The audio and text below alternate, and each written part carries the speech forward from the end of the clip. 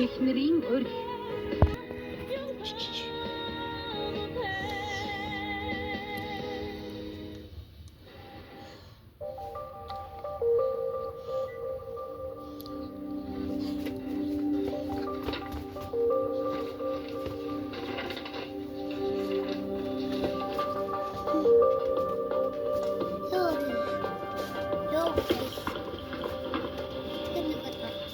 Таны хэлчихвэл би хэлцэх болно.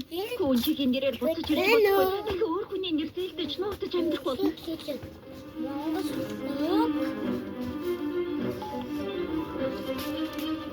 Суу, би вэ?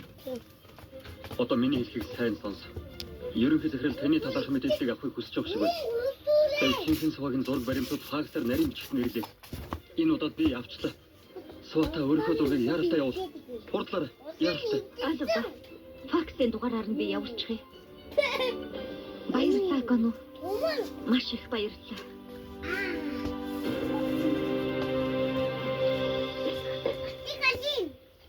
Тэр тооцооны үйлдвэрийг Канжи өөрөө хариуцаад хийчих болохоор